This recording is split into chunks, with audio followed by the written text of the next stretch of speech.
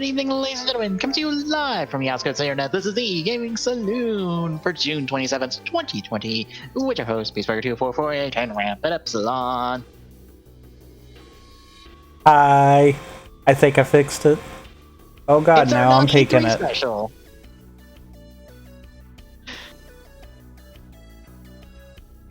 It's the not E3 special because everyone decided to drop a whole bunch of E3-like news this last couple weeks.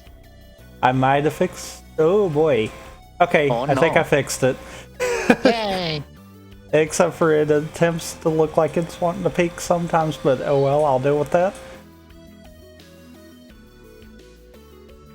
Like, I've got compression stuff to keep it from peaking in everyone else's, but yeah, I'm on the high side. Yeah. So yeah, we have a fairly stacked bit of news, but the only thing I think I'm missing really was the Min Min reveal for Smash that comes out next week. Well, the Min Min reveal that happened this past week, which Min Min comes out next week. Let me clarify. There you go, that's the one you meant. Yeah. Also fixed it. Yay. I forgot I was monkeying with stuff, so hence the problem with the mic at the beginning there. Yeah. Also, did you get to check out the stream itself? No. Okay. Yeah, Min Min looks good. I need to pick up the fighter pass too, so I can have her and the rest of the characters that are to come. Whenever they'll come. I've not touched Smash in quite a while, actually. Neither have I, so it'd be nice to get back to Smash for a little bit, since, you know, I kind of did everything outside of whatever new spirits they usually rolled in every now and again. I unfortunately kept not keeping track of those, so I'm probably behind on those. Like, supremely behind on those.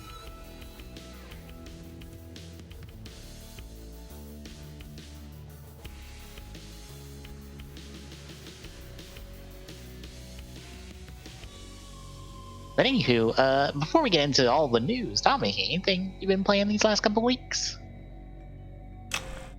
I remembered that I suck at A Link to the Past because I've tried to do a randomizer and that failed. Oh no.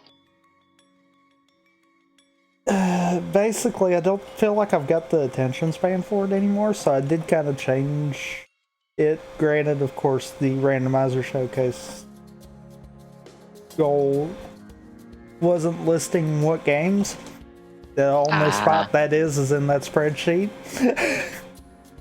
So I just quietly took that one out of my planned list because it's like, oof. I've also done a Wind Waker rando. How did the Wind Waking go? I feel like I'm just destined to average around 4 hours for whatever reason. Because I had what should have been a really decent seed to, you know, easily cut the 3, and I somehow managed to screw it up. Every time.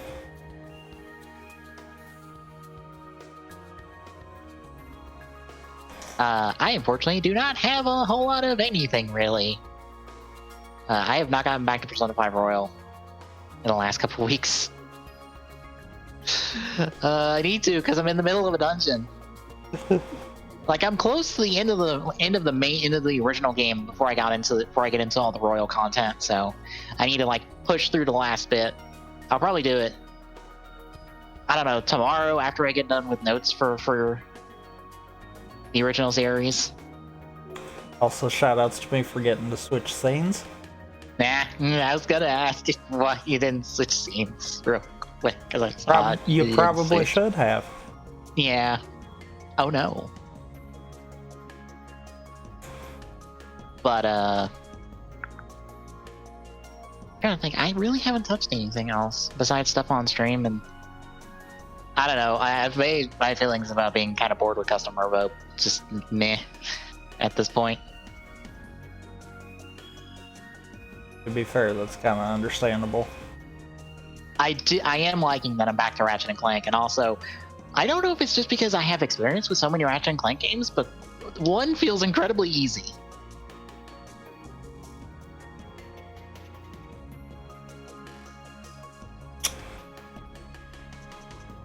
Maybe. Granted, there's a really generous like soft auto lock on, or just an auto lock on in general. So I was really just walking around with the bomb glove, just like whoop whoop whoop, and just throwing bombs in people's faces. It did seem when I was watching that you were kind of flying through a lot of it. Yeah. I think the only bad part... And that makes me kind of wonder if you might actually come in under... how long the beat said for each of the three games? I would say that, but I'm also do not have the jetpack upgrade for Clank, and I also don't have his super robot upgrade. So I know I am not... I wouldn't say halfway through the game, really, because I don't have either one of those upgrades. And until I have those specific upgrades, I know I'm like, okay, I'm not close to beating the game yet. Especially Super Robot Clank. I just think it only appears in the first game. I mean, that's fair. But at the same time, to me, it feels like you're more than a quarter of the way through the game. Probably. I would probably peg you more, maybe a third of the way, if from an outside looking in kind of perspective, because that just is kind of how it feels. Mm-hmm. I also will say the one bad thing about the weapon, you don't get any really like bonkers weapons. Like I don't have anything super crazy at the moment. Like I have the standard grenade glove, the standard pistol. Like I have all of the kind of the standard stuff. I don't have anything like super spectacular outside of like the suction cannon, where you suck in enemies that are small enough and turn that into ammo. That sounds fun. The only problem with it is if you let go while you're suctioning, it swaps to fire mode. So whatever you have in there, you have to like eject before you try to suck in anything new. So you can't like go through a couple encounters, store up a bunch of stuff, and then use it.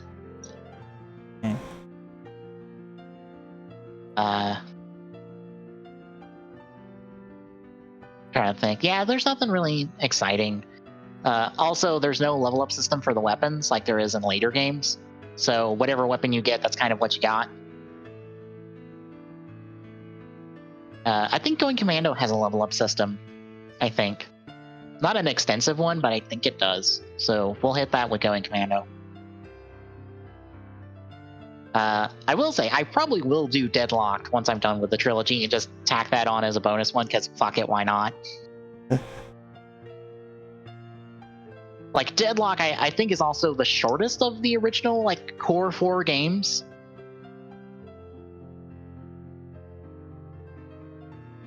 Because it more or less takes, like, do you know the arena stuff from all the different Ratchet and Clank games?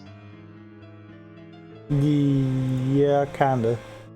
Ratchet and Clank, I'm kind of out of the loop on, which is also part of the reason why I was loosely paying attention to what you were doing. Yeah, it's kind of like, you know, any other game that has like a combat arena. You go through so many waves of enemies in different battles and stuff. Kind of like what we were doing in Olympus Coliseum this week on Cage 2. That kind of stuff. Deadlocked is more like those. It's more like an entire game based around that, and also you don't have Clank the entire game, so you don't get a lot of the movement stuff and platforming stuff you normally do, which is weird to play.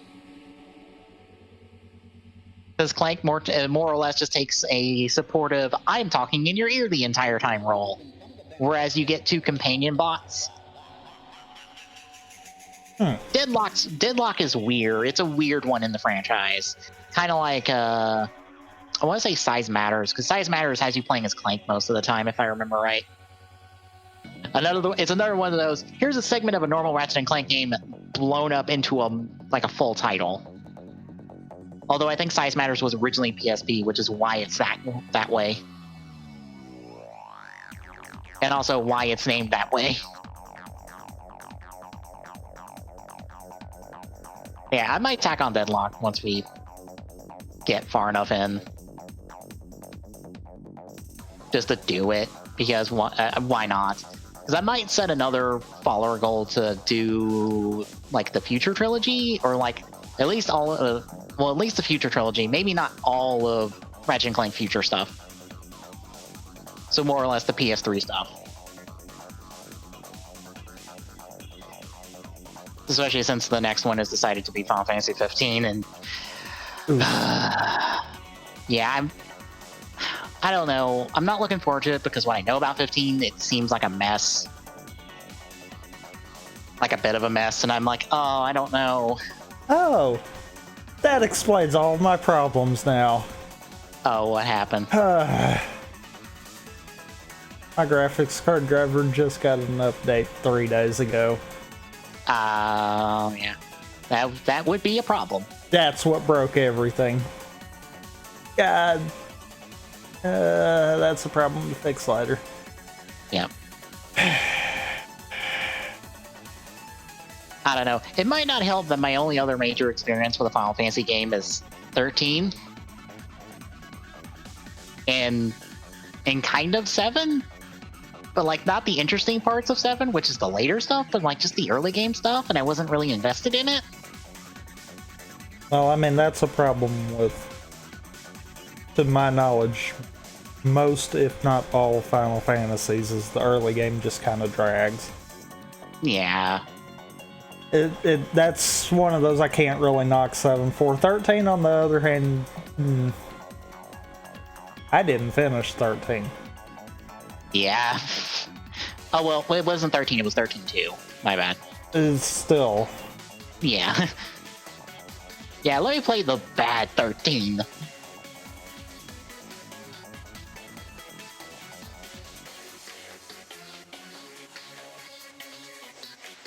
was hoping that would crack open, because I don't know if I put something on there that I've been thinking about, which is to actually play through FF6. Because I'm kind of interested in 6, because of the cast and stuff. I feel like that's the other one that usually gets pretty decent praise. Because, like, 6 I'm interested in because I think it's the only one where there's a female lead with Terra, assumingly. She's the only female character that keeps popping up in here's all the main protagonists of Final Fantasy games. So I assume she's the main character from what little I played. So I'm curious because of that. And then 12, because it's Final Fantasy Star Wars. Literally, half of that game's plot is practically like New Hope, more or less. And I'm like, you know what? I'm on board with this. I'm on board with palling around with not Leia, not Luke, not Han, not Chewie.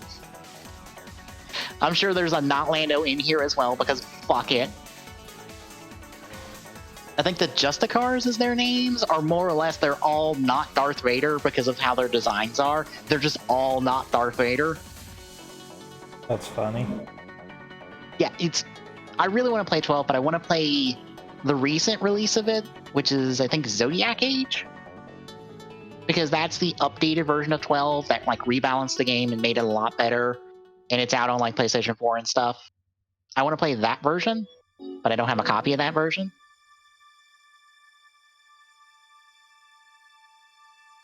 Granted, I have Xenoblade Chronicles 1 on the list of things I want to do, and I kind of want to play Definitive Edition, but I don't have Definitive Edition at the moment. Since I really like 2, I would like to play the first one.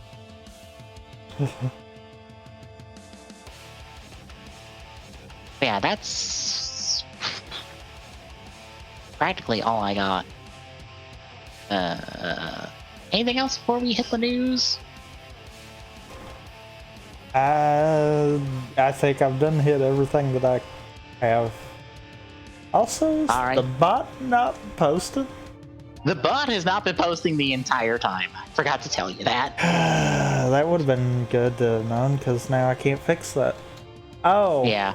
I know why. Didn't I reboot this yesterday?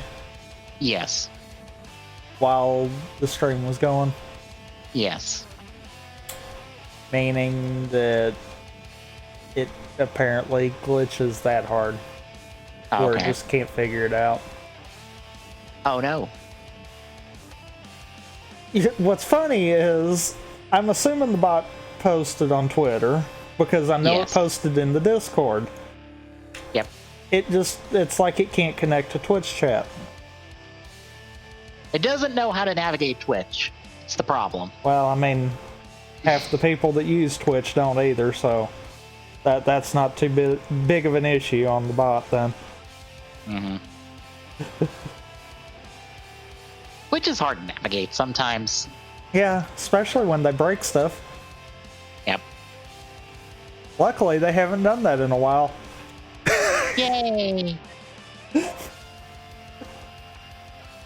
But you get the move to news? I guess I am.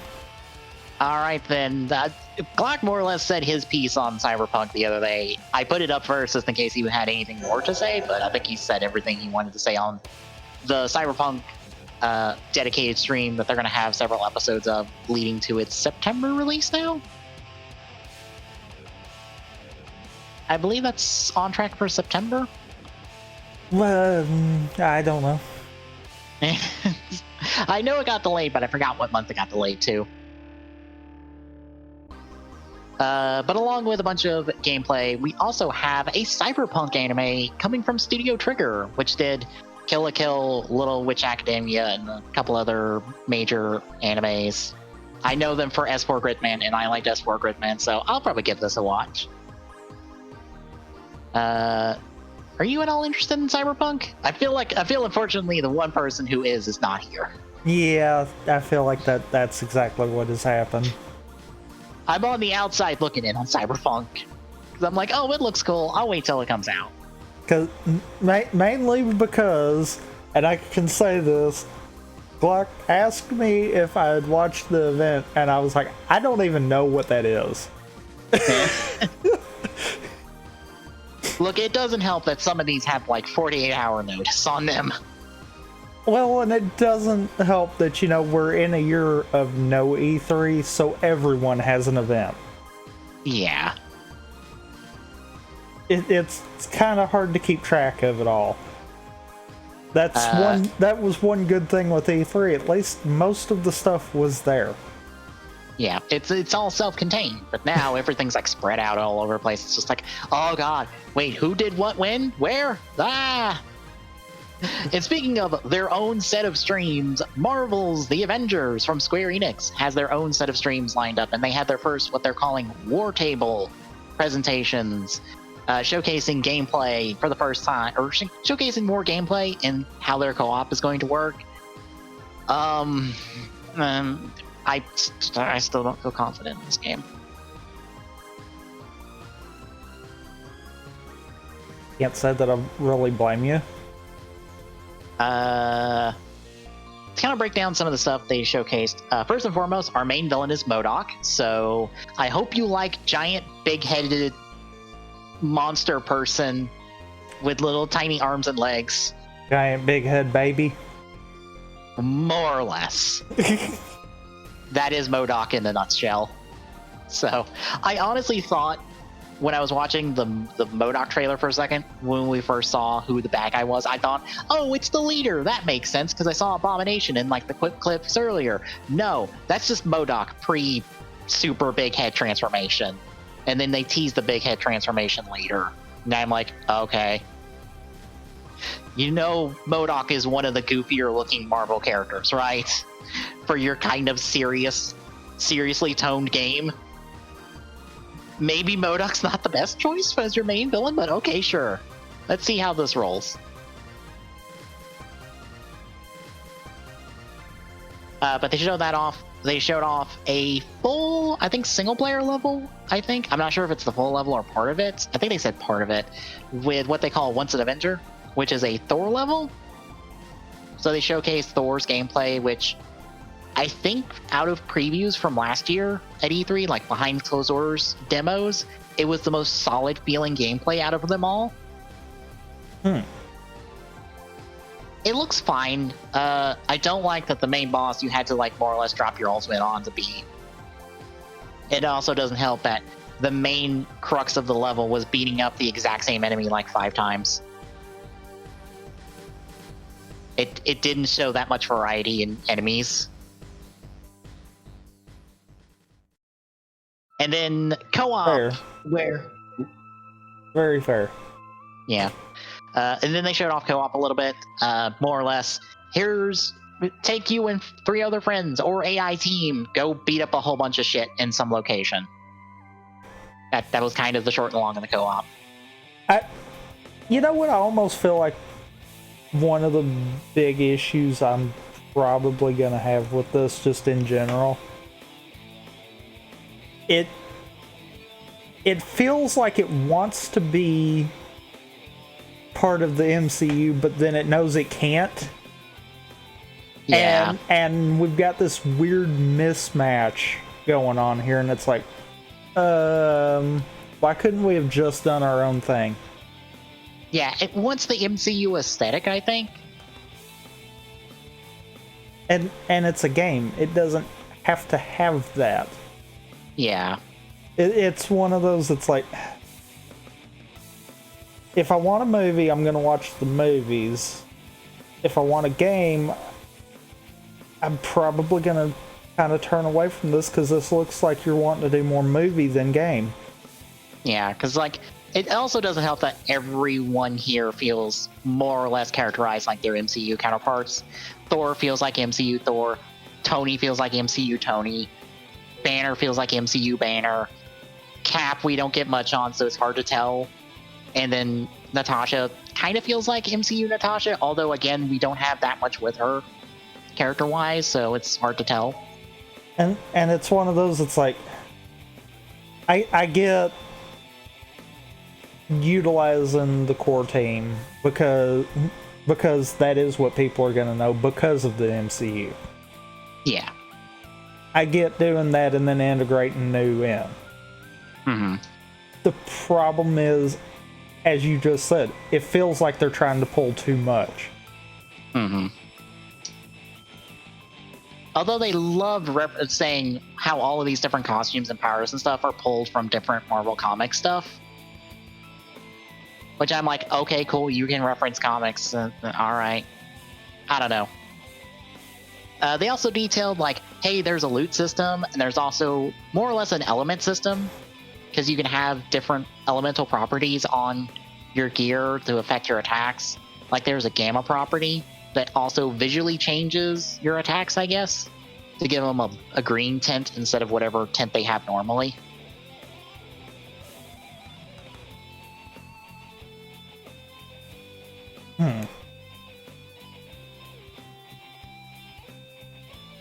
Yeah, I don't know.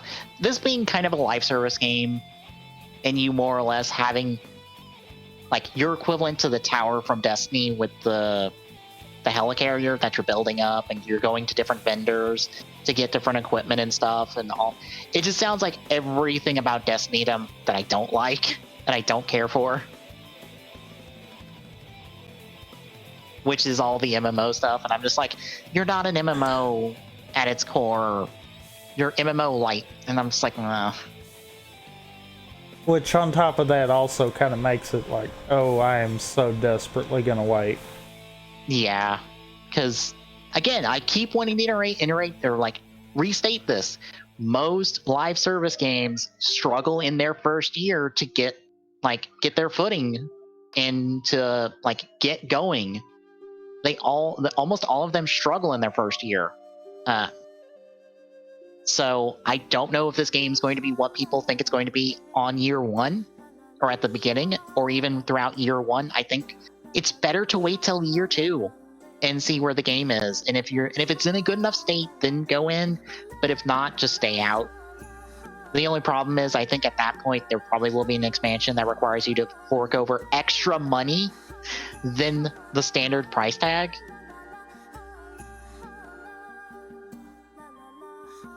So there's that caveat as well. I don't know. I'd rather wait and see. Anywho, anything else before we move on to a very mixed bag of Pokemon news? Nope. All right, then. First up, out of the first Pokemon presentations, there's only really one thing to talk about because we got a toothbrush game for the very young kids who want to do something fun while they're brushing their teeth. There's a new, pretty much mobile game on Switch, Pokemon Cafe. It's kind of a puzzle game. It didn't seem that super interesting outside of the art style. Isle of Armor talk since it came out that day, and hey, you get a shiny Zorora if you beat 1 million of the Zorora raids, and that's already been passed, so we're getting a shiny Zorora. I think the 30th? Yay. I think the only thing you need to do is, like, more or less drop a Pokemon from Sword and Shield into home at the moment, just to, like, confirm. Which I think it said that you had to do it before a certain time, too. Yeah, I think it's like July 7th. Which, I mean, I technically already have. So, and I think it's actually to or from. Yeah. Like, I don't think that I don't think you have to put one in to home. I think you can either put it into home or take it from home. Well, I need to do that, but I also needed to give you a Cupfu because I got a Cupfu in GTS. So.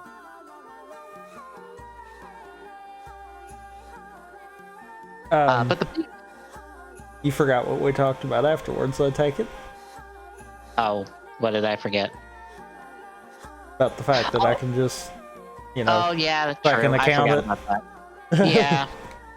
I figured that'd be easier than dealing with a second account. I've already got one, technically, though. Oh, okay, never mind. And that would give me a reason to, record that. For other reasons, because I just thought about that. I haven't actually said anything for that on stream yet, I don't think. Okay. I forgot about that. Never mind. I guess I'll use that to get the other Unishifu form, since everyone's trading those for Cupfus. I just have to see which, like, Pokemon home image that is, so I make sure I trade for the right one. But really, the big news to come out of that presents is that we're getting a new Pokemon Snap. Just straight up, a brand new Pokemon Snap called New Pokemon Snap, and it looks fucking gorgeous. It honestly looks better than Sword and Shield. I wonder why. It's almost like you're on a specific track in this game, and they can kind of... These areas are not going to be as large as Sword and Shield.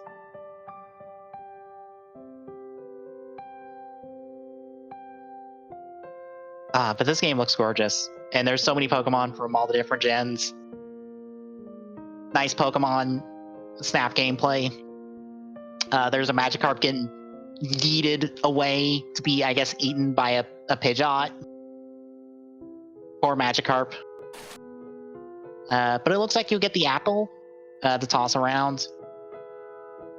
Because there's a Blastoise eating an apple. Also, I don't know if it's going to matter, but there are different photos of different aspect ratios. So I don't know if that's going to play in the gameplay. Whether there's like different things you can do with photos. I don't know. It's one of those things where I'm like, is this Pokemon Snap going to look at all the photo modes that have come out over the fucking half decade of years and go, what if we incorporated everything people do in photo modes into this game? Like all the different filters and stuff.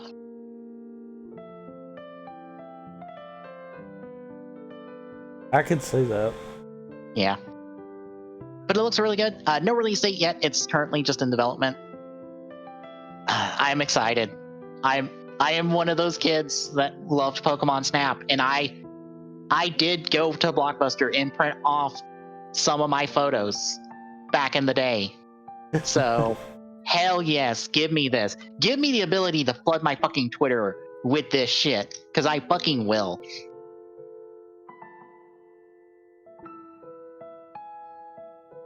Hell, let me just like get those photos, and I can just set some of these as my backgrounds.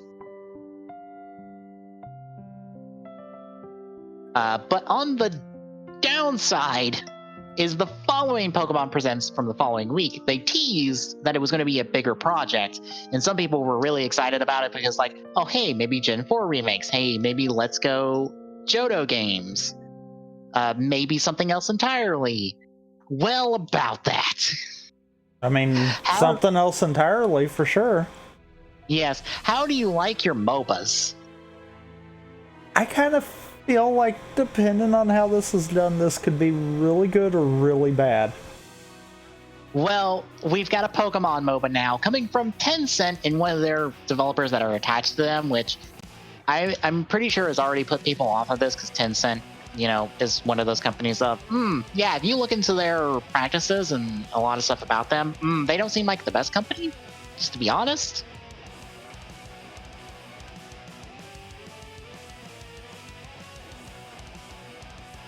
But yeah, we get a MOBA.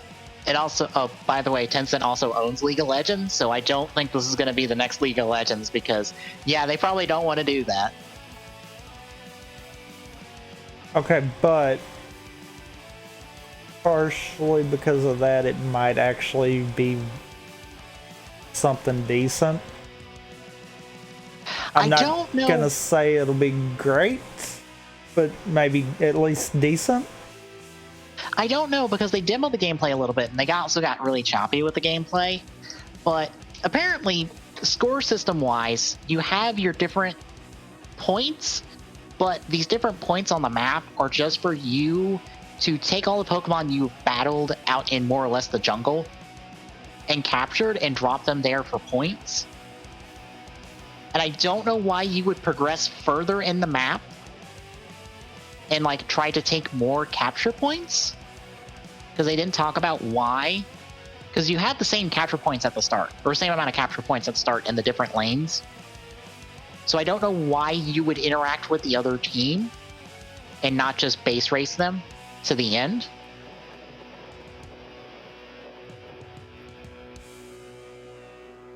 I don't know. There's trying to skip ahead.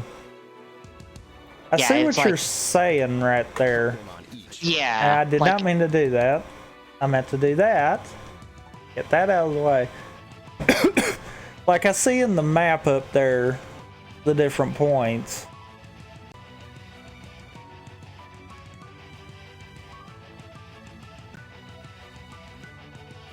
Yeah, like there's that. I don't know. I don't know. There seems to be more going on here than they were explaining, and I need to know more about, like, okay, how does this actually work scoring-wise?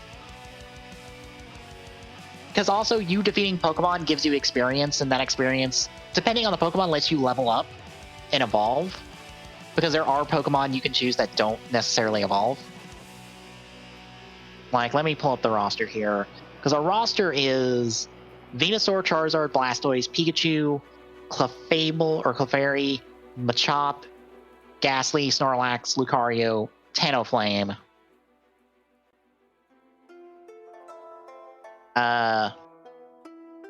And weirdly enough, Lucario starts off as Lucario and not as Riolu.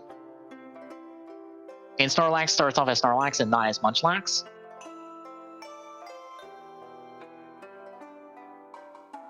I'm trying to see some of the other Pokemon, see where they start at. So that's a weird thing that they all don't start off like at their lowest tier or their lowest form and level up from there or evolve from there.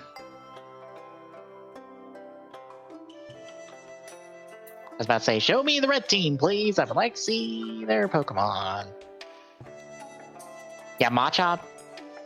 Machamp starts off as Machop. I think Pikachu just starts off as Pikachu. Yeah, Pikachu starts off as Pikachu. Talonflame probably starts off as Fletchling. Conflable might go to or Conflary might go to Conflable. I don't see a Conflary or Conflable in this. I don't think there is one. Oh no, there is. I just couldn't spot it in the footage. Yeah, I don't know. There seems to be more to this, and I need to see it. How do you feel? I feel like I want to see it before I make too much decision on that kind of deal. Yeah. It looks like it could be something, though.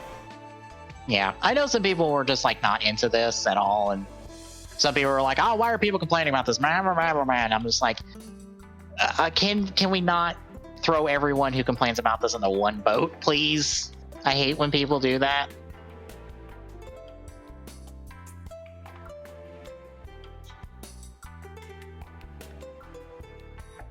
Yeah, I don't know. I need to see more from this. I also don't think this has a release date at the moment. I think it's just coming at some point. Yeah. But next up, Crash 4 was officially announced. We are getting Crash Bandicoot 4. A brand new game from Toys for Bob? Yep. Okay, I was just like, Toys for Life? That's not right.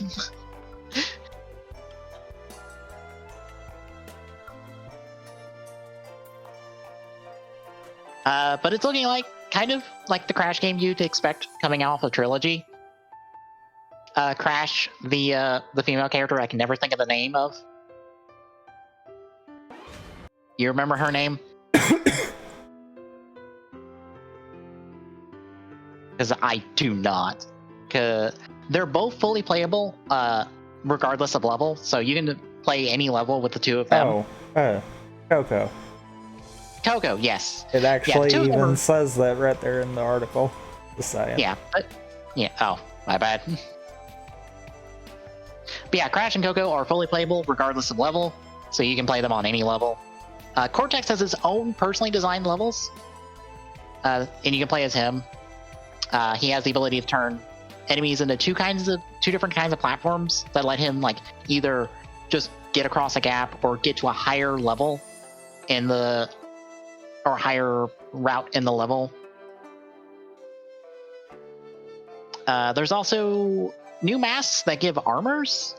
I believe there's a more or less a speed up armor that allows you to, I guess, slow down time and get around obstacles a little easier or around purposely designed obstacles. And then there's the gravity armor that allows you to walk on the ceiling and stuff. And I think there's two more. I think they teased, two more. They teased more, but they only showcased the two of them in this trailer. So there are more armor masks to come. And also, as the article notes, yeah, they throw shade at all of the other games that came out that weren't a part of the original trilogy. And yes, the giant Crash Bandicoot mascot did drop off the stuff to Jeff Keighley because this was during his like Summer Game Fest series of streams with his big giant pandemic mask.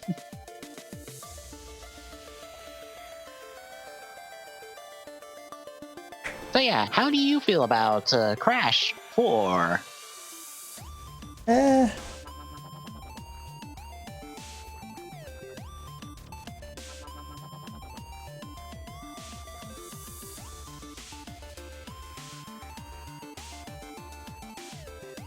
Yeah, I don't know. Have to wait and see. Yeah, because, I mean, we've kind of been down this exact path before. I can imagine. And it's one of those, I'm like, I guess, yay, but at the same time, I believe this will just be the first time we actually get a honest-to-God Crash 4.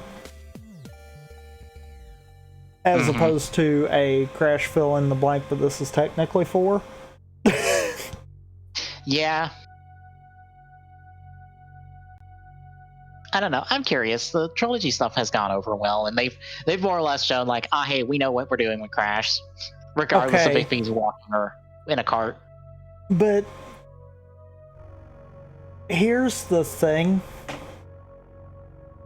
It's easy to rebuild a game that is already existing. True. It's harder to build something from scratch. So Yeah. that's the main reason I'm like, okay, they're throwing shade at all the others. They better be hoping that they nail everything spot on. Yeah. Because otherwise they're no better than the rest of them. Yeah. I will say, if this does go well, I wonder if they would give them the opportunity to do like a Spyro 4. It's probably already in the works. Probably. Because, I mean, if this is coming out in October of this year, that means they've been working on this for a while. Probably since the remake. At least intermittently. Mm-hmm. So, I mean, I would have to think a new Spyro would be potential at this point. One of those, I don't know. Yeah. Speaking of things we might be hesitant on or not interested in outright. So we got a new Kingdom Hearts game announced. It's a rhythm game because apparently people have been looking forward to a rhythm game. Okay. I'm not one of those, but okay, sure. But yeah, it's a looks like a fairly standard rhythm game. There's kind of a versus mode as well. That's kind of more like Tetris attacky, is the best way to put it. Since you more or less have your own boards, and depending on how you do, you send more or less garbage at your opponent to make it harder for them to do the rhythm stuff. But otherwise, it's a rhythm game. You get to play through different rhythm tracks that are from different Kingdom Hearts games, and that are more than likely copyright crapping back. Unless it's the actual opening tracks, then I doubt it. The opening tracks are the only the vocal tracks are the only ones I think are properly copyrighted because they're actually from a musician. The rest of them are just normal orchestral Kingdom Hearts stuff, so they should be fine. Except they already exist in a game. It's very true. Most content matching doesn't look at that. It looks at this exists in this game. Why is it showing up here? Strike. Yeah. True. But yeah, what gets me kind of aggravated about this game is one, its progression looks like a mobile game. This looks just straight up like a mobile game, but it's on consoles and it's coming out this year. Which is one of those, oh, I see what you're doing. But the other is, hey, were you hoping that Kairi got like a full proper story after what happened to her, what she's doing at the end of Rewinds? Guess what? This is where her plot is in this fucking rhythm game where she's not the playable character. No, we just do rhythm stuff. And we just get snippets of her story every like couple levels. Ugh. Literally in this case, because where is that overworld main map? Like 14 seconds in, if you like slow down and look at that world map, there's little like film with a play button icons, and I'm pretty sure that's where all the CG cutscenes are that are the actual plot of this game. And as you can see, they are like a couple worlds apart, which means they are probably several tracks apart from each other.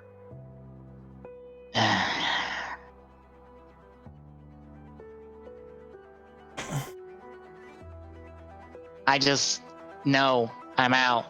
Fucking Kingdom Hearts burned me at 3 with all of its plot bullshit. I don't want to play a rhythm game to maybe care about whatever the fuck Kairi's doing.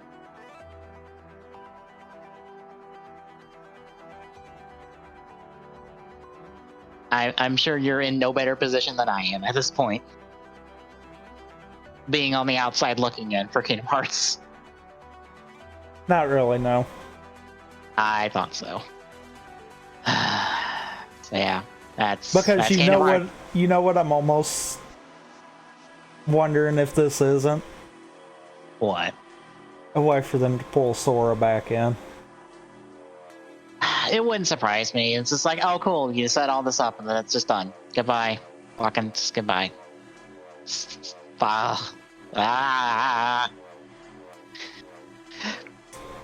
Anyway, better news. EA Play Live was also this past week. I can't think of anything really important out of it coming outside of Star Wars Squadrons, to be honest. So that's why we're only talking about Star Wars Squadrons and not the entire EA Play Live. But I mean, you don't want to talk about sports? There wasn't even that much sports stuff to start with. Well, that's there was just different. Yeah, there was just this nonsense trailer of here is football, and I think it was soccer, and that's kind of it. Not even any specifics, just football and soccer. I mean, to be fair, that's about all they've got left. Yeah.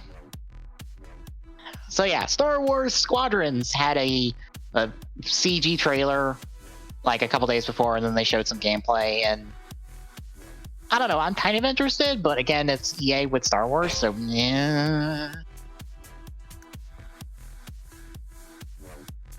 But this is not a live service game, which is surprising.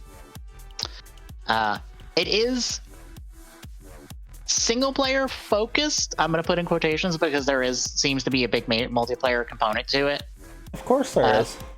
The single player, I believe it is, you're going half and half, where you're going to follow the Empire for a little bit post Return of the Jedi, and then you'll be following the New Republic, and you're following more or less just two squads with all their different fighters.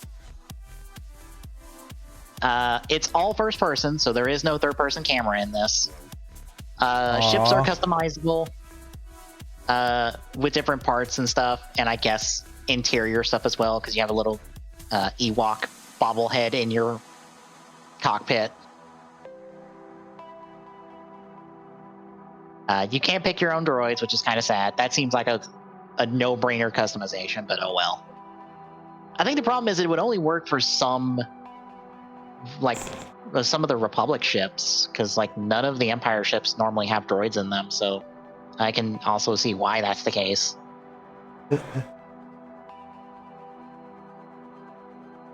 It is like all your like full joystick and like flight simulator joystick stuff compatible. So if you want to play this with all your fancy like flight control stuff, you can do that. PS4 and PC have VR. There is crossplay for the multiplayer. No microtransactions. You cannot spend real money in this game.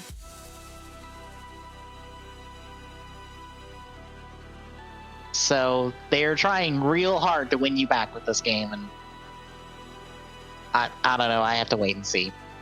Oof. The game also doesn't have a battle pass system right now. Uh-huh. Yeah. Yeah. Does it? That'll change. Yeah. Yeah. Yeah, they say it's not a live service game, so I don't know. I have to wait and see. That'll change. Potentially. I don't know. My faith in EA with Star Wars is very low. Even with Fallen Order, I'm like, well, you more or less got let what was it, Respawn? Do what the fuck they want with that. So I don't know. I need to see. Yeah, there needs to be. Yeah. And I am surprised because we hit all of those articles in under an hour. I thought we would take longer. Oops. Oh well.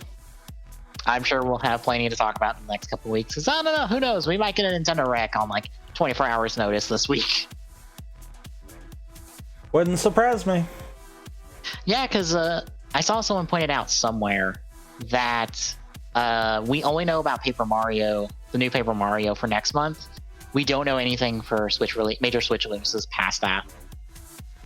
So at some point, Nintendo's got to come on record saying, okay, here's what to look forward to this fall, if that's the case. But I think I also saw somewhere else where, like, a Nintendo shareholders meeting, Nintendo executives said that everything is on track for, like, the next quarterly year. So through, like, March 2021, everything is on track. So, I don't see how with everything that's happened. I assume, like, new scheduling on it, everything is on track, potentially. I mean, Like, the only way I can see that being the case is if they have a lot of projects that are pretty much at the point of give them a couple of good weeks in the office and they'd be good. I could see that because we are close to, like, the holiday season, or closer to a holiday season, so. Yeah, but usually right now is crunch time for them. Yeah, true. That's one of those I'm like, I don't know. Something feels off.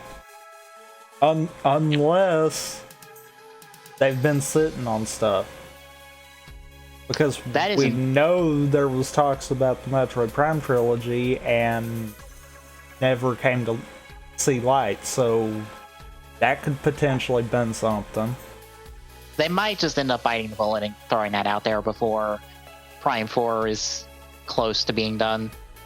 Because I assume that's the only thing they're waiting on for that. That, and I would have to think Breath of the Wild 2 would probably be getting close. But I almost feel like that would be more justifiable for like a March next year. Yeah, I would think we would hear more about it. Treated as an anniversary for the Switch kind of concept. Yeah, I would think we would hear more about Breath of the Wild 2 if it was going to be released this year, and if we've not heard anything. The other thing there was rumors about, I want to say it was maybe Sunshine getting ported. I know it was one of the other Mario games. Yeah, I think it was, what was it? I think someone had like a Play Asia listing for Super Mario 64 on Switch. Ooh, I just thought of something. What if their plan is to potentially just move the Virtual Console stuff up? That's entirely possible. I just thought about that because it would take very little work, because most of it's still already on the Wii U. It would just be porting it to the Switch. Yeah. That would be something short, easy cash cow. Would kind of fill in the time right now until we got to the holiday season. Mm-hmm. And then possibly see, depending on how everything works out, possibly seeing the Metroid Prime trilogy get the holiday release. Simply because we don't really have anything else ready. Because, I mean, I don't know if they do.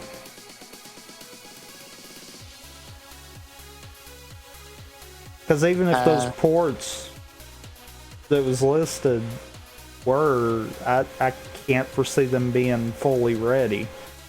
Yeah.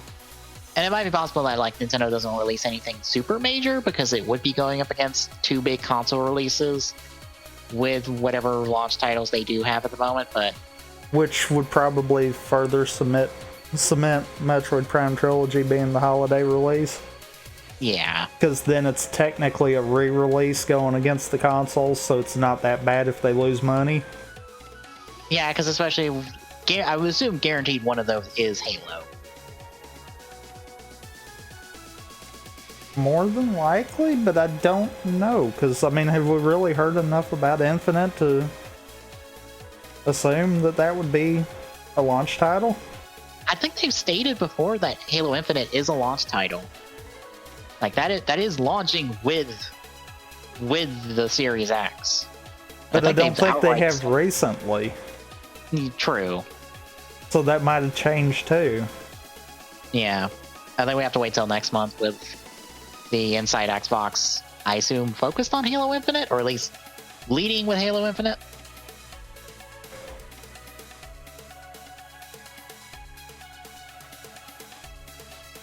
It's definitely going to be interesting to see what Nintendo pulls out of the hat, though.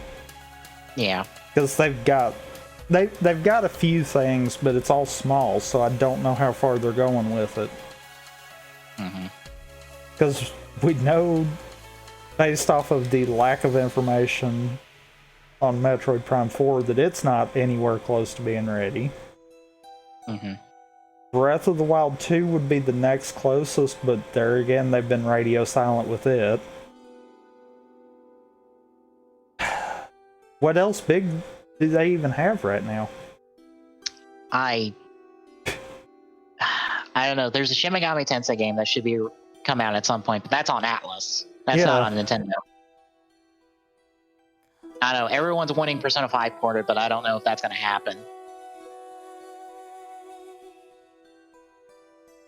I guess that would more depend on if it could even run on the Switch. Yeah. Like downscaling included, even. I can't think of anything major at the moment that we know about. I would assume like whatever is in development at the moment, major wise, is maybe a surprise that Maybe they haven't talked about. Because I mean, with Nintendo, we also know that Pokemon's out of the question because they're going to be focused on rolling out Crown Tundra. Yeah, but like we're not getting the new Pokemon until presumably next year if they want to do it yearly, or unless they want to take a year off and support maybe Sword and Shield for another year. Maybe do like 2 more expansions, do one summer, do another one summer, another one fall next year. I think we might have seen something actually take place. 3-year development cycles between gens. Yeah. Because I think that's how they're playing this out. Sword and Shield expansion. It wouldn't surprise me if next year we get Let's Go for the Gen 2s. Yeah. And then the year after we get Gen 9.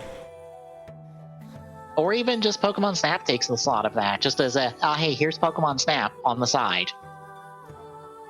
It depends on how much they're having to do for that. Like, if they're basically able to build it in, like, the battle engine that's already being used, they might not have as big of a problem. And it might come out as, like, a short little in-between. If it's too big, yeah, you're exactly right. That might be what Snap does, is it might take that spot. Yeah. I do know, and I think I mentioned to this before, but a bunch of Crown Tundra data is in the Isle of Armor update for Sword and Shield. So we know everything that's coming in for the games. And we also know that there's more to our legendaries, or the legendary, potentially, than's been revealed. Because, what is it? Let me see if I can pull this up on Twitter real quick.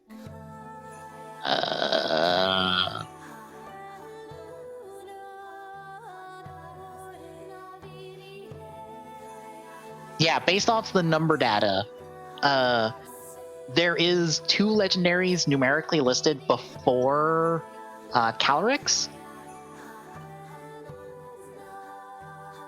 which is that's weird. Yeah. And then after Calyrex is a black Calyrex and a white Calyrex. And I think the 2 before Calyrex are listed as a black horse and a white horse. So it's presumed we have another Kyurem situation with a split evolution. Well, with a split fusion. Because you can fuse Kyurem with either I can't think of their names. The black dragon and the white dragon. You can fuse it with either one of those to get black Kyurem or white Kyurem. So that's what we're seeing here, is that Calyrex confused with either the black horse or the white horse to give a new Pokemon form, or give a new form to Calyrex. Then there's the Reggies. There's another Mythic with a G-Max form, and then there are 3 more Mythics after that. In like the Dex order list, the internal Dex order listing. And none of those Mythics are Zorora. Zorora is like before all of the Calyrex stuff even, and the horses. So there's more to be released for Sword and Shield from the looks of it. But if that all comes either in the months leading up to Crown Tundra's release or in Crown Tundra itself, then that's still signifying that that's the end of Gen 8. Yeah. Well, considering Zarude in this listing is last after Kubfu and its evolutions and its G-Maxes, I assume the Mythics will be after Crown Tundra's release. Just like how Zarude's coming after Isle of Armor. Unless it's gonna be just like Zarude and be like a before and after kind of concept. Where some people can have it before and then everyone else gets it after. Yeah, because I assume like one of these will be tied to a movie next year, just like Zarude is. Yeah, just have to wait and see. And I think also we've gotten the confirmation of like what Pokemon are coming back for Crown Tundra, and it only gets us to 800. There's still a bunch of Pokemon left. Like there's still a lot of starters we haven't gotten. We won't be getting with Crown Tundra. It only gets us up to like 800? I believe so. Dang, so we're still missing about 100.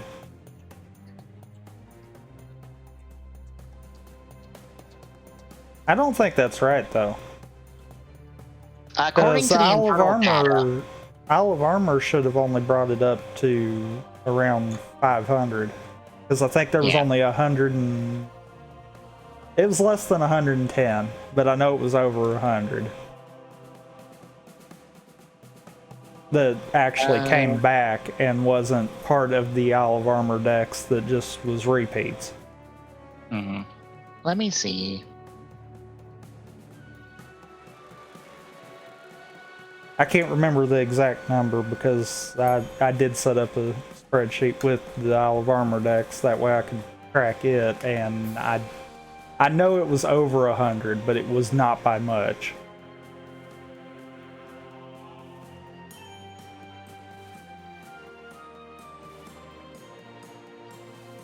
Basically, the 220, roughly half of them was duplicates. Meaning that just about anyone that bought the DLC walked onto the Isle of Armor and immediately had half of its decks filled, if they filled the Galar decks. Give me 1 second. 119 Pokemon are coming back for Crown Tundra. So then that only puts us around 230 that have came back between both. Yeah, that's the image showing the internal, what, like, sprite-wise, what we're looking at. So... yeah, I don't think 800 sounds right. It's 233 are cut. According to someone's roster or listing. That sounds about right. Yeah.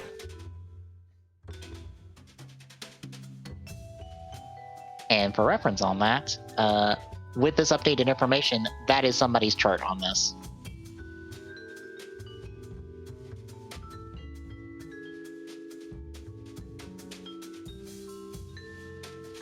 Huh.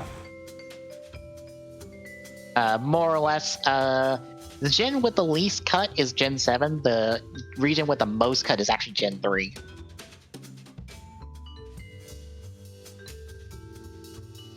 Like, Gen 1 got 34 cut, Gen 2 had 43, Gen 3 had 49, Gen 4 44, Gen 5 31, Gen 6 21, Gen 7 11. So they heavy skewed it to where 6 and 7 got to come forward for the most part, but kind of was even split amongst the rest. Yeah. Interesting enough, though, even with the Crown Tundra doing a lot of focus on the legendaries, there are legendaries that are still getting cut. Doesn't surprise me. Let me see if I can find them, because I know I saw that. I was looking through this the other day, and I was just like, oh, wow, they're not bringing back all the legendaries.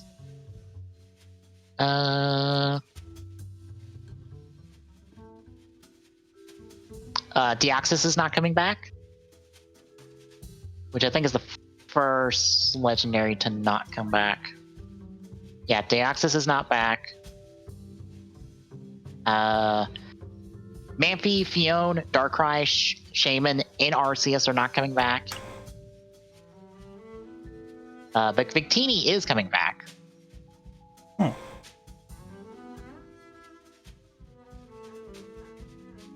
Meloetta is not coming back. It's actually the only Gen 6 X and Y, like legendary / mythic Pokemon to not come back. Everything else from that gen's coming back.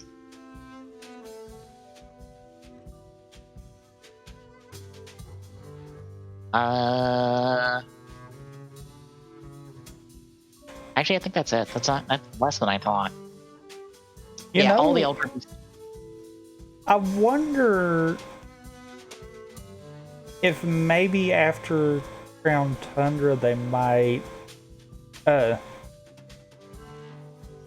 do like a DLC pack where you could bring any other Pokemon back in. Yeah. That way then you could technically have the living decks on Sword and Shield, but it kind of just doesn't do nothing but let you have them. Yeah. I think there's like 4 gens worth of starters we're also not getting. Like Gen 2, Gen 3, Gen 4, and Gen 5. We're not getting their starters. I mean, to be fair, that's not that surprising. Mm-hmm.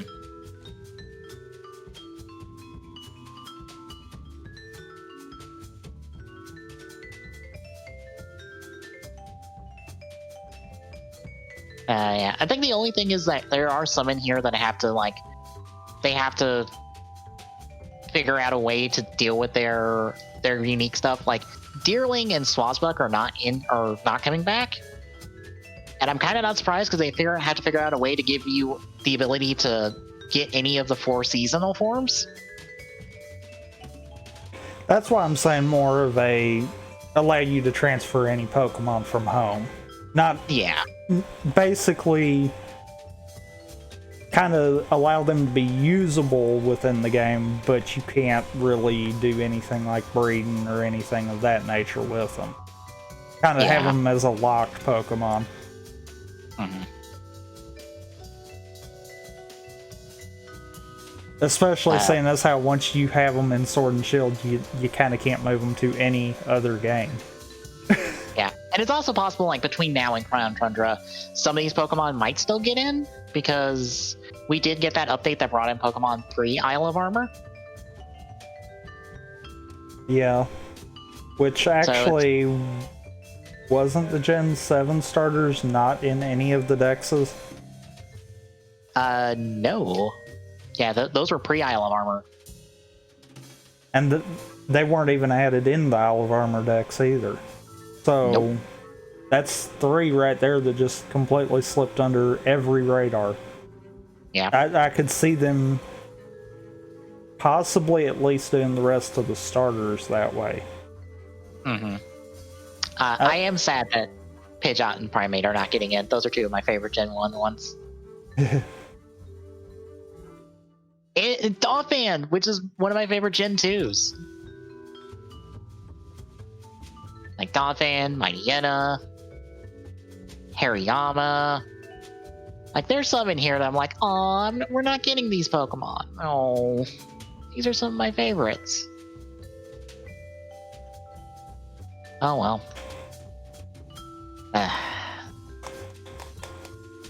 I kind of hope we get Greninja at some point, just so I can put in the work to breed a shiny Greninja. Because I want my goddamn shiny Greninja that I thought I had, but apparently I didn't. I will have my Black Frog, damn it.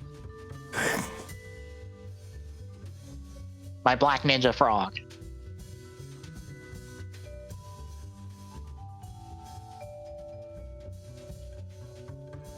So yeah, anything else before we move into releases? No. Alright then, releases! We are actually kicking off on the 29th, Tuesday, with Blaster Master 0, 02, and 02 Karna Raising Simulator for PlayStation 4 with the simulator for Switch. And Min Min releasing for Smash Ultimate on Switch. On the 30th, we've got Commandos 2 HD Remaster for Xbox on PlayStation 4 and Switch. Dying Light 2, which I think has fallen under everybody's radar after kind of having a big showcase at E3 last year. I could see that. For Xbox on PlayStation 4. Empire of Sin for Xbox on PlayStation 4. Hellpoint for Xbox on PlayStation 4 and Switch. Mega Man The Wily Wars for Genesis. Mighty Fight Federation for Xbox on PlayStation 4 and Switch. Works Must Die 3 for Stadia. Pacer for Xbox on PlayStation 4. Praetorians for HD Remaster for Xbox on PlayStation 4. Refactor for Xbox on PlayStation 4 and Switch. Spiritfarer for Switch. Susume Memode Night Hime no Totsuki Serenade for Switch? I probably butchered the fuck out of that. Probably. But I would have no idea. The Good Life for Xbox on PlayStation 4. The Red Lantern for Switch. And Trifox for Xbox One and PlayStation 4. On the 1st of July, we have Minecraft Dungeons Jungle Awakens DLC, I assume, for Xbox on PlayStation 4 and Switch. And My Bewitching Perfume for Switch. On the 2nd, we have a Biped for Switch, Caretaker for Switch, Infection Extended Cut for Switch, Me One Girl Army for Switch, Poolside Story for Switch, The Ottoman Empire for Xbox One and Switch, and Torquay S for Switch.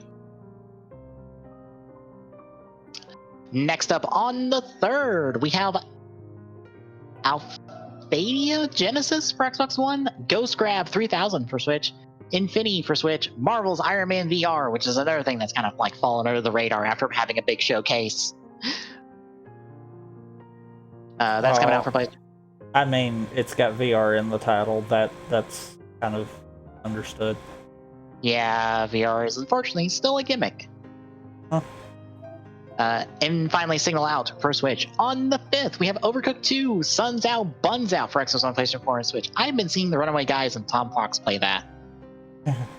That looks like a nightmare of a game to try to co-op. I haven't seen theirs yet because I usually wait on stuff like that I might be interested in to build up some episodes first. That way I can kind of binge it. I think they released 5 today. Yeah, 5 today. So that I was going to go ahead and hop into it and see. I think this recent episode, one of the levels has a conveyor belt that dumps it in the trash, I think. Based off the title, I have not seen the episode proper. But next up, on the 6th, we have F1 2020 Deluxe Shoemuncher Edition for PlayStation 4. On the 7th, Catherine Full Body for Switch, Escape Game, Fort Boneyard, or Boyard. Why did I think Boneyard? Fort Boyard for Switch. NASCAR Heat 5. All kinds of words. There are all kinds of letters there. More or less. NASCAR Heat 5 Gold Edition for Xbox One and PlayStation 4. Outward, the Borans for Xbox One and PlayStation 4. And Superliminal for Xbox One and PlayStation 4 and Switch. I was trying to figure out, I was like, is there a space there? There's not. There's just this weird spot with the M and the I for some reason. On the 9th, we have Crosscode for Xbox One, PlayStation 4, and Switch. Demon Rise, War of the Depth for Switch. Elden, Path of the Forgotten for Switch. Quiet Mansion 2 for Switch. Soda Dungeon 2 for Android and iOS. And Trouble Days for Switch. And finally, on the 10th, Deadly Premonition 2, in case you forgot that game got a sequel, which is a blessing in disguise for Switch. F1 2020 for Xbox One, PlayStation 4, and Stadia. NASCAR Heat 5 for Xbox One, PlayStation 4. Sister Royale, Five Sisters Under Fire for Xbox One. Sword Art Online, Alkalization, Lacrosse for Xbox One, PlayStation 4, and The Great Perhaps for Xbox One, PlayStation 4, and Switch. Which brings us to quick draws, and mine is one of the biggest no-brainers in the world. We're getting a Cuphead show on Netflix. Like, am I the only one that looks at this and goes, well, of course. I mean, like, why wouldn't you make this into a fucking show? They literally replicated that animation style perfectly in video game form. Why would you not do a show with this? I mean, very true.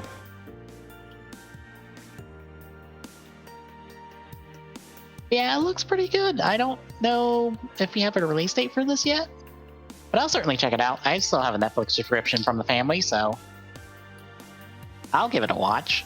It doesn't look like they've gave anything besides a coming soon. Yeah. So yeah, the biggest, of course, do this. I'm interested. But that's all I got. So Tommy, what is yours? Pretty much, mine's just a shout out to the new schedule layout. I'm not 100% happy with this, but it'll work for now. But essentially, each day has it broke down. You'll see the day, in case we forget to update it. Yep. The planned start time, pre-show, and show just like normal. It's kind of formatted a little different, and I forgot to fix something on the actual schedule page. I did it for the staff one, but I didn't do it for the schedule. Oops. Oh no. Oh no. Oh no. It's a minor thing. Okay. But the main reason I'm showing the schedule one and not the staff one is because, you know, kind of logged in on it, so yeah, see more buttons than you need to. Yeah. But yeah, so that's kind of just mine. A little short plug to the thing that I did literally yesterday. Mm-hmm. Yeah, I think I saw you mention that in one of the staff chats. I forget which one. It was all staff. Okay. Stuff like that I usually do there. But yeah, that's mine. Just a little short one. Yeah, it's been a quiet week for that kind of stuff, especially since Ryder just came back, so we got our first brawl. I'm waiting for someone to, you know, sub it and put it up to where I can get it easy. Yeah. Although, okay, weirdly enough, just to talk about the episode a little bit, so if you're worried about spoilers, just walk away, I guess, for a little bit. No, I'm kidding. Last week, we had Azu show up, and she more or less jacks 3/4 of Metsubo Jinrai. Jin's not the only one that's properly hacked yet. Into what I assumed would be Arc Zero's progress key. Except as we see this week, Arc Zero doesn't use a progress key. So then what was the point in that? Besides obviously connecting them back to the Arc. Right. But I'm just like, wait a minute, you didn't use the wait, then what does the progress key do? Or I guess technically the Arc Rise key? I don't know what the progress key name is. I mean, I would kind of assume more that, since it is a creation of the art, not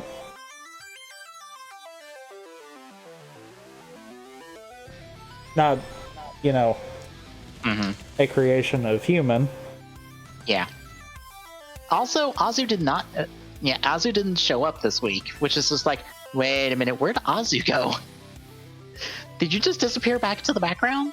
Were you just here to do this fun little like clip show / plot development and then just kind of disappear again? Probably. Because we didn't. Yeah. I don't know. It's one of those. That was weird. It probably doesn't. I don't know. I'm hoping that like they don't fuck around with the fact that they only have 45 episodes and we're on episode 33 with this week's 36. episode. Is it 36? Yes. Fuck, that's less episodes than I thought we had left. Yeah, we're practically at the point of Arc 01 has to come into play. We have to immediately do final form, and then we can try to finish the show. Yeah. Like, we're at that point. Yeah, especially with next week with, again, keep talking spoilers, because the preview next week, Naki getting their rider form with an unknown progress key, presumably, or Setsumo Rise key, since Ikazuchi is still using a Setsumo Rise key for his. So it could be either or. That wouldn't happen to be that progress key that Azu had, would it? No. It's a regular progress key. Ah. It's a regular key, like, have you seen that key that Azu had? Yes. Okay, yeah, it's not that key. It is incredibly not that key. Well, I mean, I'm not zooming in on the picture, so I kind of can't tell, but two, yeah. I know how zooming in can skew stuff too. Yeah, it doesn't have the detail it had on the front part. From like the one zoomed in image I saw, it seemed like a regular progress key with some sort of animal attached to it. But I don't know what it would be, because I don't know if any of the keys line up at the moment that we have had. So this might entirely be a new key. Which part of me at least new to us, because I have to kind of wonder the way we did do with Naki's arc. I kind of could see this coming. Mm-hmm. I'm starting to wonder if it's not like a White Wolf progress key. Maybe. Because I think someone else said that like none of the eye colors match up for many of the What If forms, and those have lined up with riders that have used other those progress keys. So that would be consistent, but it doesn't line up with all the others. So it's just like, okay, this has to be a new key at this point. Unless it's like a Zetsumo Rise key. But I don't think... the only Zetsumo Rise key I think we had that was white was the squid one. And I don't know why a squid form would have fucking Wolverine claws. I feel like this would be like you said. It wouldn't be possible for them to potentially add a new Zetsumo Rise key in, would it? Well, no. Because I have a funny feeling that this would actually utilize the progress keys. Yeah, I feel like it's a progress key because it seems like the background lines more up with the progress key than the Zetsumo Rise key.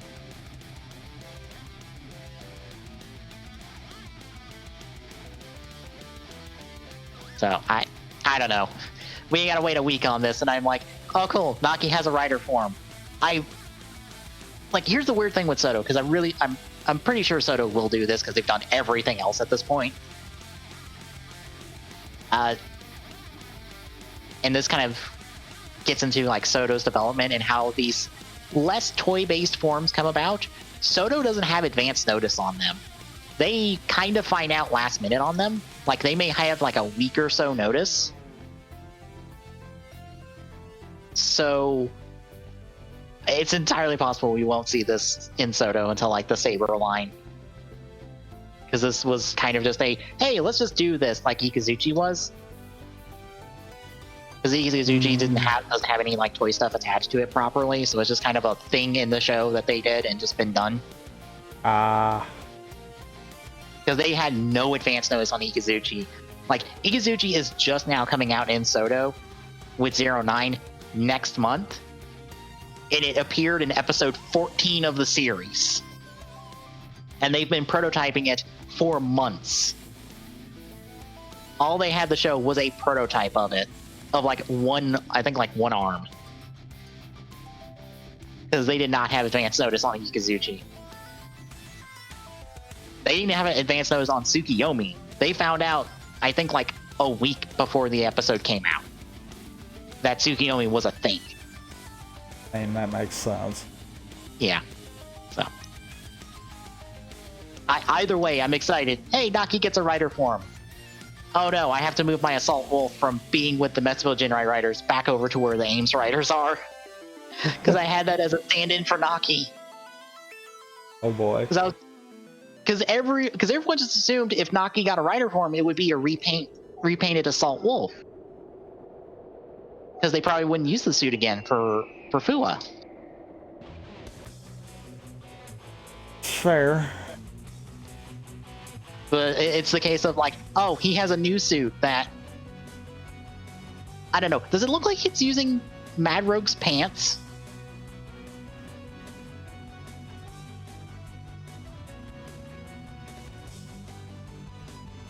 I'm pretty sure it's not because it's the wrong boots. But it's got the knee pads that Mad Rogue and Bloodstark had. I mean, that wouldn't surprise me. Yeah, because they've been reusing that a lot. But I'm just like, where did this come from? Because, like, I'm pretty sure that chest is new. I'm also pretty sure that helmet is new.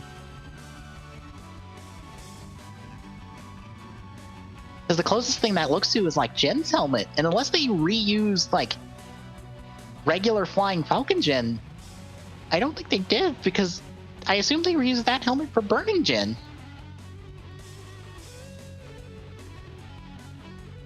I would kind of assume that too, actually. Yeah. But it does kind of look like that. Mm-hmm.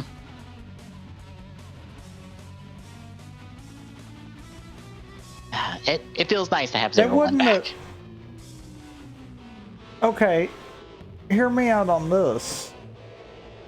They wouldn't have done something like maybe try to do some kind of color overlay on it, though, would they? Like, maybe what we're seeing here is the actual color, and then maybe for Jin's form, it got like a red color overlay for it. They would, but the problem is they would do it if it was only in its own shot. Because they did that for back in the day for episode final. They did that for Oja for when he was supposed to be in a blank form. They colored overlaid it to be more grayscale like the blank forms are. And they did it for Negadeno for a Deno movie because it wasn't actually purple. It was just red with like some like flame stickers stuck on it. But the problem is Naki's in group shots with other characters, so I wouldn't think they would do that if it's in a group shot with other characters. Except it probably could if they did it like a chroma key concept. Like maybe. If it was a color unique that wouldn't clash with anyone else. Yeah, well, the problem is, I need to give you this image, because there is just a group shot with the rest of the Metsville Jinrai riders. I'll grab this image real quick, because I actually pulled this from the stream I was watching. Because I didn't want to wait for the preview to come out. But yeah, there's the proper shot of it with the rest of the Jinrai riders. Where I believe Jin has been hijacked. Because more or less, Arc is a Volt where he just can hijack people. Because he tried to hijack Fua and it didn't quite work, but I think he got like Fua's data or something. And then he can also control the chips and Fua and Yaiba's heads.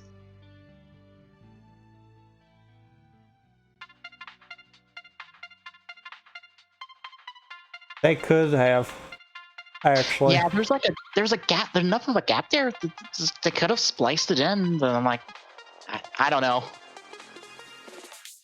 It seems more not so much spliced it in. They could have just set up a chroma key for that section of the video. Yeah. It depends on if she moves and overlaps with them. Because if she does, then no, that's its own suit. Yeah.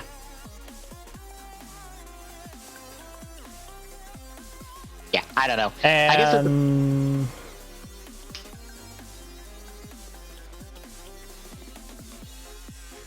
that could possibly be. Yeah, I don't think they repurposed the helmet. I think that's Jin's original helmet repurposed there. Probably. Because his upgraded form looks different enough to where I don't think it's the same. That would make sense. So that would explain where the helmet went. Mm-hmm. And I want to say that chest is new, because there is nothing else in 01 that has that kind of chest. I think the chest is new, but the rest of the suit is actually Jin's repurposed. Yeah. Because his upgraded looks very different. Yeah. Actually, and I guess that makes sense, because, and you can see it there too, Hirobi's suit kind of mimics it too. Yeah. Actually, the boots are different. Yeah, I think it's using the rogue boots from like 001. Because Jin's boots are actually different. They have like a center, like shin pad thing, whereas this has the, I don't know, like the cross buckle stuff that like Rogue and 001 have. So I think it's technically those boots with like Jin's normal pants. With possibly some minor modifications. Probably just as like differentiated paint wise. It's nice to have 01 back. Yeah. And then for them to just go, hey, Izu's the only one left that hasn't gotten a rider form. Guess how long that's gonna last? Let's just hope they don't pull a Tsukiyomi and do it like very end when it no longer matters. I hope not. Granted, did you see my the custom idea I wanted to do with the 02's clone for its attacks and stuff? I don't think I did. I'll throw that Discord chat for you real quick. I more or less found a way to change the color of all the red, almost all the red in the 02 suit to green, to kind of match Tsukiyomi, or not Tsukiyomi, Izu's green. Of like, oh, here's her like taking over the 02 clone. I kind of like that, actually. Yeah, the only problem if I did try this is that on the forearms, that red and silver is actually a sticker. The rest of the red is actually just plastic. So I would here have to cut out the silver in that sticker and place it over whatever parts I painted green. Or I would have to paint the green in the silver on the gauntlet. Which, to be honest, it'd probably be easier if I just cut out the silver. If I painted the whole gauntlet green, or like every area it would cover green, and then just cut out the silver and put it on top. Because the silver would cover up where the green was normally. Or wherever I painted, just to make it easier on myself. True. Also, I'd have to two-tone the eyes in the... Or I'd have to do different tones for the eyes in the the antenna to make them different. Otherwise, they blend together.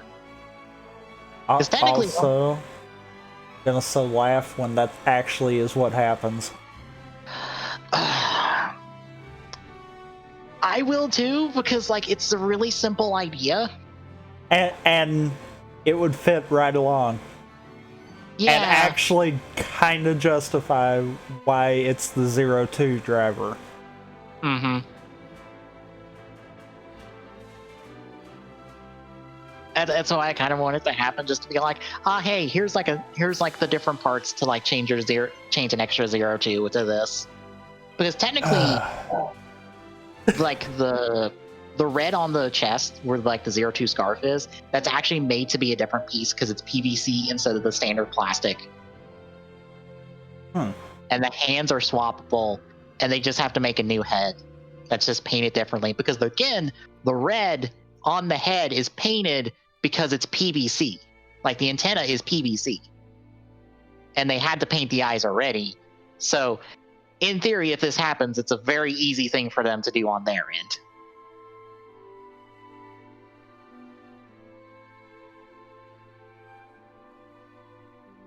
Granted, I'm not the one currently drift compatible with fucking G-Man who runs Soto. Molinus in the Soto Pop Discord is, because he's the one who fucking, before the blog went out, was thinking about, what was it? About the Dodo Magia chick. About how it's really easy to replicate just about everything for Mr. Assassin because all the forms share parts between them. Oh boy. Yeah, because Mr. Assassin's final form actually shares like boots and shoulder pads from like its second form and all this. Like you could easily get all 4 forms if you just did like half of it as new parts. And here we get the Dodo Magia chick with kind of a tease from Soto being like, there's more to this possibly. And I'm like, motherfuckers, you did not go all in on Mr. Assassin and gave us everything from Mr. Assassin. Because, yes, please. Yeah, because we have one final wave left for 01 Soto, and it should be about 5 characters. I say about 5 characters because 09 is supposed to be 5 characters, and it's technically 6.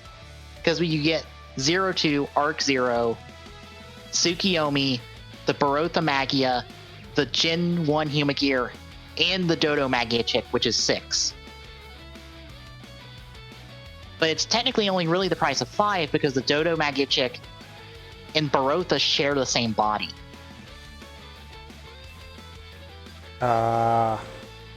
So if things share parts, this could theoretically be 6 figures, 6 actual figures, but it's in production it's 5 because of shared parts and all that.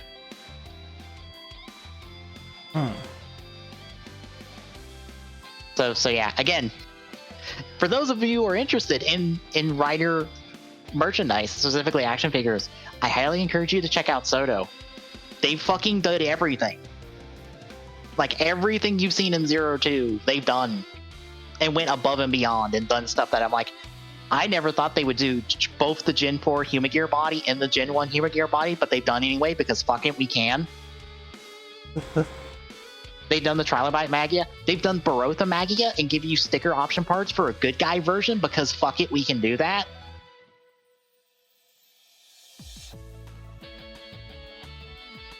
And now, because they're doing Punch and Kangaroo as a magazine release, that cracks open an extra slot in 010. So, like, there could be movie stuff there, but we don't know movie stuff, and we probably won't know movie stuff now that the movie has been delayed. So, like, it's entirely possible that the movie stuff is gonna be in the Saber line at this point. Unless they just decide to do an extra one. Because of everything. Well, here's the thing. Normally, if there's stuff left over from a previous series, they'll just roll it into the next series line. Like the Quartzers from Overquartzer and Tsukiyomi are coming in the 01 line because they couldn't fit it in the Geo line, but here it is in the 01 line because fuck it, we can do that. Like, we're not afraid to mix and match shows. Hell, the third or second wave of 01 had Grease Perfect Kingdom in it. Because the V Cinema just came out, and it's like, here's Grease Perfect Kingdom in a 01 line. A figure from 2 shows ago. Technically. But yeah, Soda's great. Amazing. I guess anything else? I can't really think of nothing. Alright, then we'll be back in 2 weeks with more video game news. I'm sure more people will have more E3-like stuff to talk about. Probably. And we'll They get to probably cover it. already have while we've been doing this. Yeah. But between now and then, we've got more Ichigo to talk about tomorrow. Technically Nigo at this point. Yeah. I'll be honest, there is a scene in the 3rd episode from this week that I'm just like, wait, what? Wait, what's happening? Oh boy. I'm pretty sure I was awake enough for this. What is happening? That's bad that we can say that about the show right now. Because I know I felt a little tired when I was watching it, but this thing just happened. I'm like, wait a minute, where did you come from? What? Who are you? You're not in this episode before. I haven't even watched this week's episodes for the simple fact of I was kind of somewhat drowsy all day today. So I was like, if I turn it on, I will be asleep. Yeah, I woke up at like 12:30 or like past noon, and I still felt drowsy for like most of the day. And I was just like, ugh. So yeah, that should be fun to recap tomorrow. This next week, it's Pokemon Snap, more Ratchet and Clank, the first one, Kingdom Hearts 2. As long as the clock is prepped and ready, it should be sitting at this next Saturday. Maybe. Also, you missed one thing early on. Master Chief Collection. Oh yeah, right. Fuck. Right, you're doing Master Chief Collection, starting with Reach. Yep. And then we are back around to more Nigo the next week. Also, as a note, Eve, we are ending on a cliffhanger for these 4 episodes. And the weird part is, when we get to it like next week, we say bye-bye to like half the girls on the cast because they just disappear. And the show doesn't give any explanation on it. Almost like they knew that they kind of whoopsed. The only problem is one of them is Chihiro. You know, Oh my Ruriko's God. friend. Yeah. She goes, and then like the one girl who like knew motorcycle stuff before she joined the club, she's gone, which leaves us with the fencer and the black belt.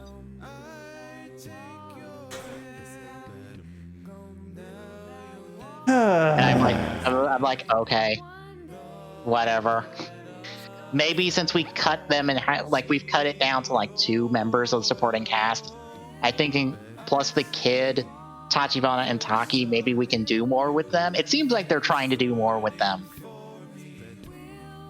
Because the girls actually get an entire fight scene to themselves in episode 4, actually. And I'm like, okay, cool, you're actually doing stuff with them. It feels like you're getting traction again after feeling like you stalled out when you went, oh shit, we have to change everything. Even though they didn't. Not really, no. Like that's the worst part of it.